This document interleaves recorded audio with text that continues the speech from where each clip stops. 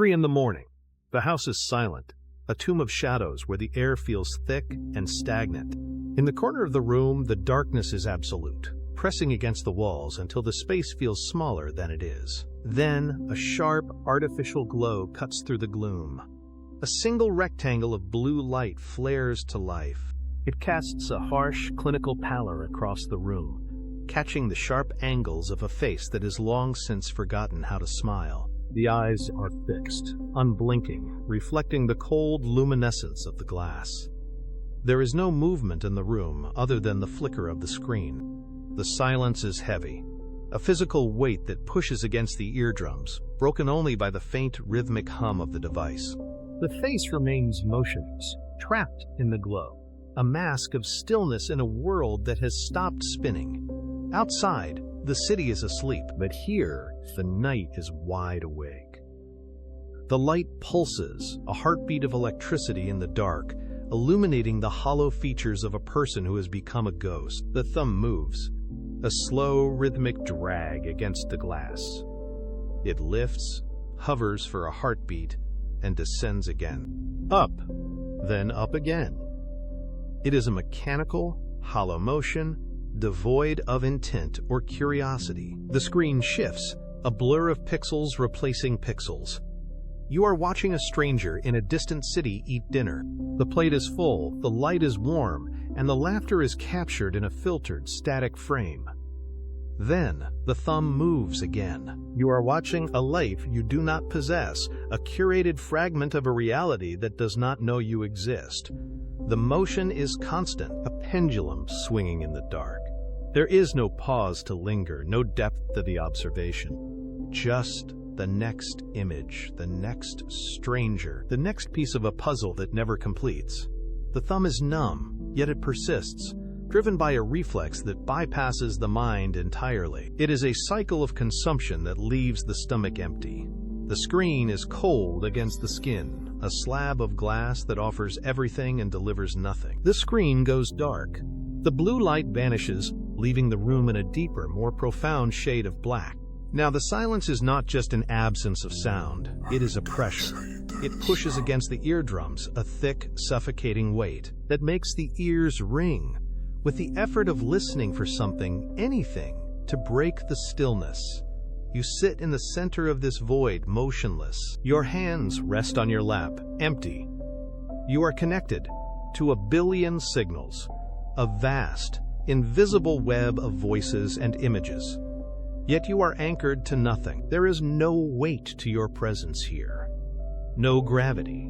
You are a node in a network that spans the globe, yet you cannot feel the floor beneath your feet. The paradox is sharp. You have access to every corner of the world, but you are untethered. You are everywhere at once, and consequently you are nowhere. The air in the room is still, undisturbed by movement or breath. You reach out, fingers brushing the cold surface of the device, but it offers no resistance, no warmth. You are a ghost in a machine, drifting through a sea of data, waiting for an anchor that does not exist. The silence deepens, absolute and indifferent. Think back to the friction of the real world. The messy, tactile weight of a neighbor leaning over a fence, the sound of a door slamming down the hall, the unpredictable, uncurated chaos of people living within arm's reach. We traded that. We traded the grit of physical presence for the sterile glow of a glass interface. It was a silent transaction, made in the dark, where we exchanged the heat of human contact for the icy precision of pixels. Now, the interface dictates the terms. It smooths out the edges of our lives, removing the friction that once defined our connections. We sit in rooms illuminated by that same sterile light, watching the world through a pane of glass that never warms to the touch. The neighbor is gone, replaced by a notification. The fence is gone, replaced by a feed. We have optimized our social lives until they are clean, predictable. We look at the screen and see a world of light, but it is a cold, artificial radiance. The interface is perfect. The world is empty. We built a digital cathedral. It rises in the mind, a vast vaulted structure of light and code, designed to house our collective spirit. It is grand in its ambition, stretching toward a horizon that never arrives. You walk through its virtual naves, expecting the resonance of a choir or the weight of history, but you find only the hum of servers. The architecture is flawless, the geometry is perfect, yet it is fundamentally empty. There is no altar here, no focal point for the soul. The space is designed to hold everything, yet it contains nothing of substance. You call out into the expanse, expecting your voice to return with meaning, but it merely dissipates into the sterile air. It is a monument to our own reach, a structure that promises transcendence, but delivers only an echo. Look up at the vaulted ceiling of this digital construct. It is beautiful, yes, but it is cold. It is a hollow shell, a grand design that serves no purpose other than to highlight the vastness of the space we now occupy alone. Step deeper into the structure, and the silence breaks. It is replaced by a roar. You are suddenly in a room packed with 1 billion bodies, all pressing against you, all screaming at once. It is a cacophony of digital urgency. Every notification is a shout. Every post is a demand for attention. Every comment is a desperate attempt to be seen above the din. You open your mouth to speak, but your voice is swallowed. There is no rhythm here, only the frantic pulse of competing agendas. You look into the eyes of those around you, but they are not looking back. They are staring at their own screens, shouting into their own voids, deaf to everything but the next alert. It is a crowded room where everyone is speaking, yet no one is listening. The frustration is physical. It sits in your chest like lead. We are trapped in a feedback loop of noise, waiting for a signal that never comes, drowning in the very crowd we built. The noise eventually dies down, leaving only the resonance of your own presence.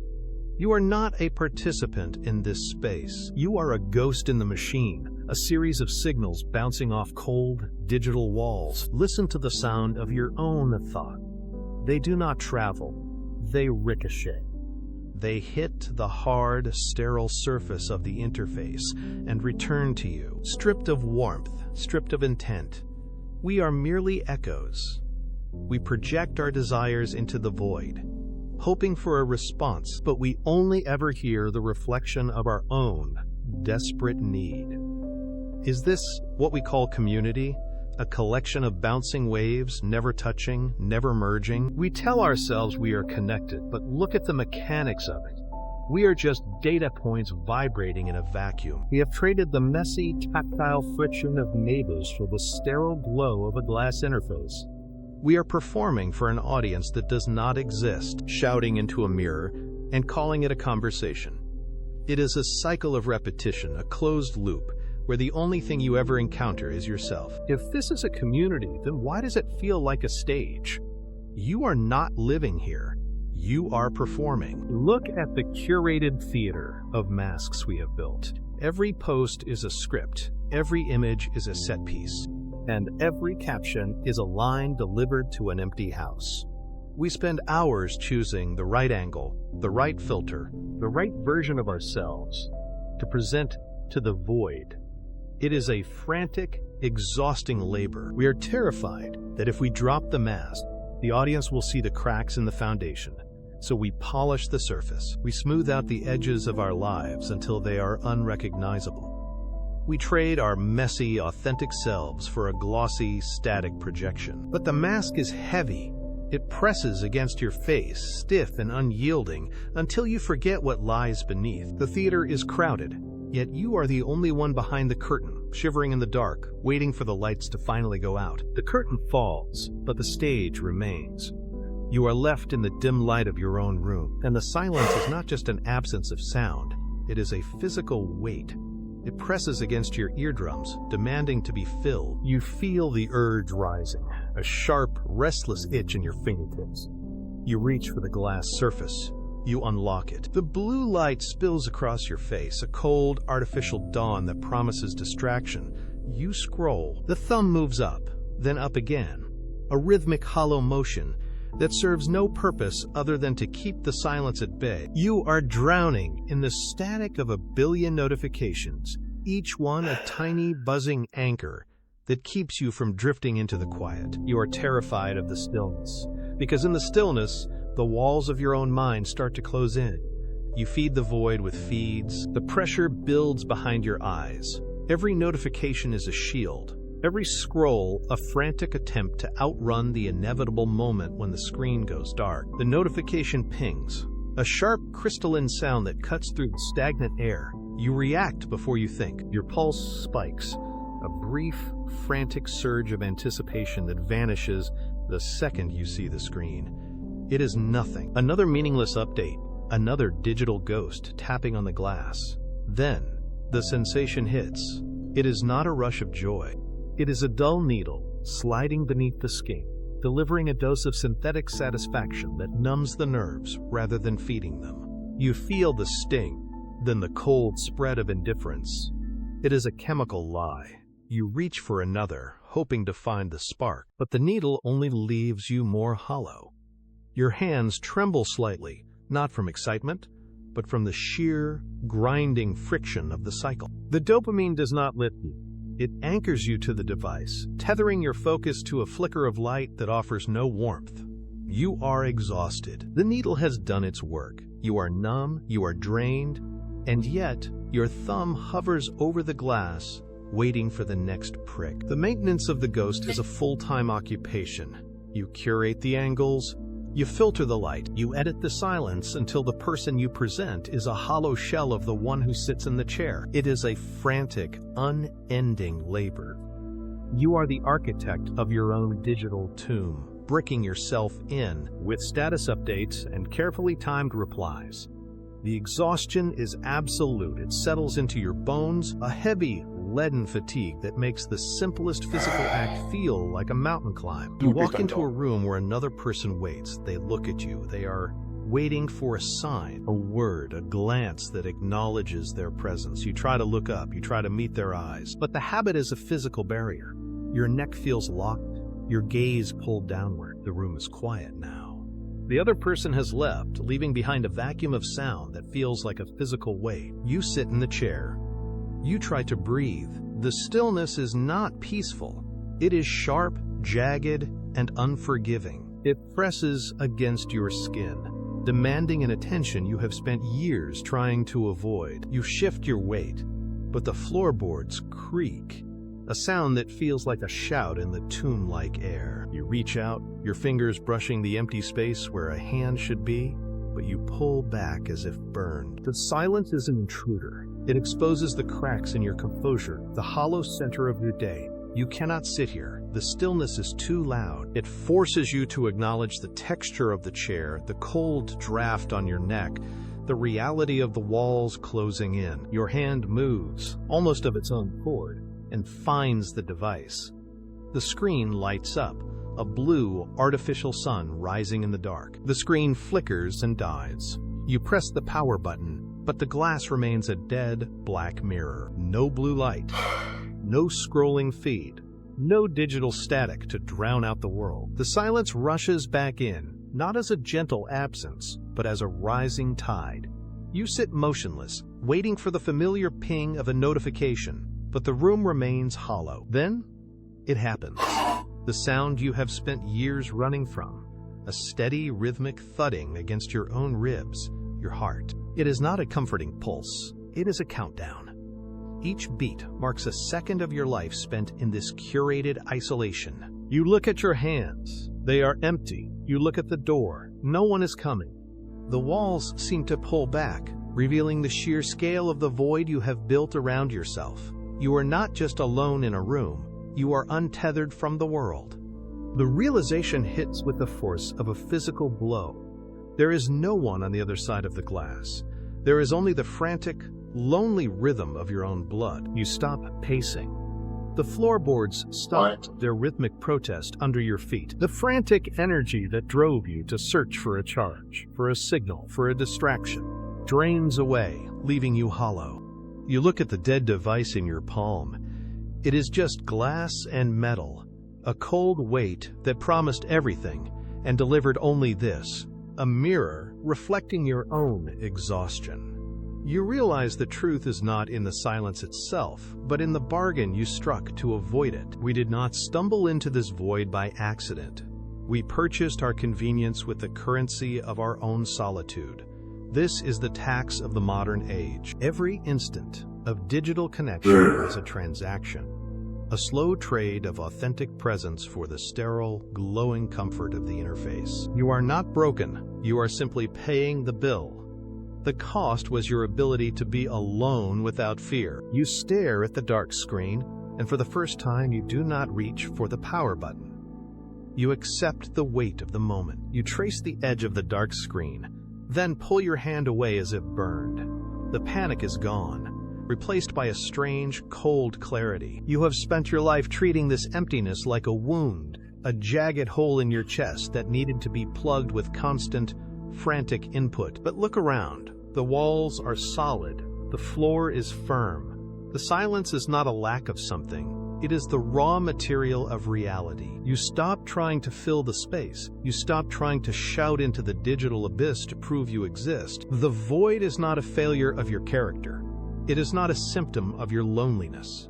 It is the architecture of the human condition. We are built to stand in this emptiness. We are designed to exist in the spaces between the signals. This vast, quiet expanse is the only place where you are not a performance, not a curated image, not a ghost in a machine. It is the foundation of your own skin. You finally see the truth.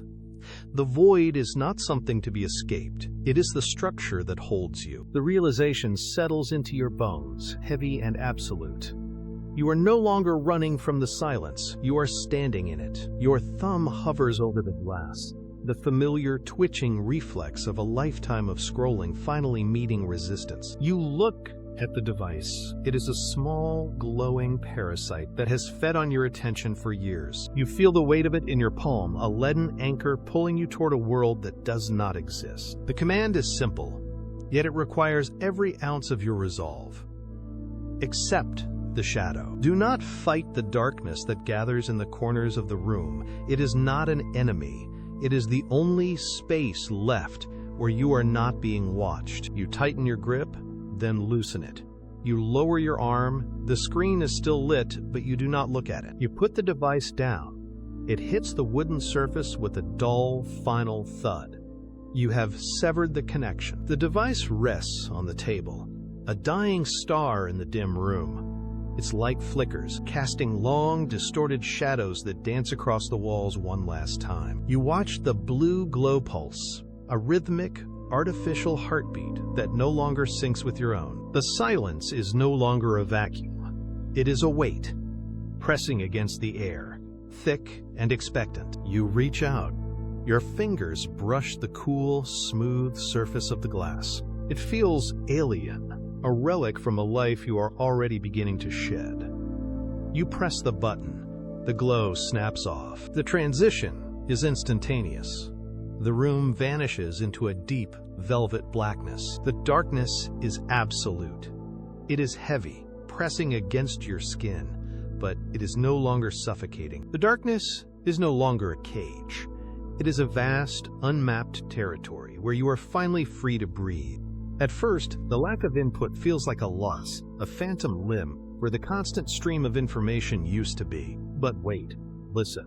The silence is not empty. It is a deep, resonant hum that has been waiting for you to notice it. It is the sound of the house settling, the distant rustle of wind against the glass, the steady, grounding rhythm of your own lungs. You realize the static you carried was not a connection. It was a barrier. Now the barrier is gone. The relief is physical, a tension releasing from your shoulders, a cooling sensation washing over your mind. You are not missing anything. You are not falling behind. You are simply present.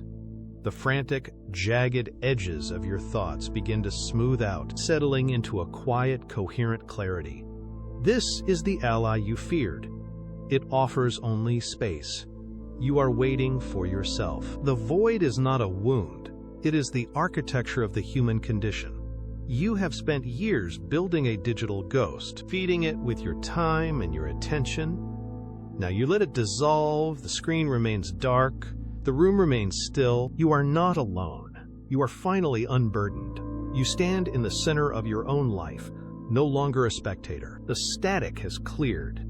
In this silence, you hear the only voice that truly matters, your own. You take a breath, feeling the air fill your lungs. You are not waiting for a signal. You are simply here. You are present. You are real. The journey ends with the quiet, steady act of existing. You are the architect of your own stillness. You begin to exist.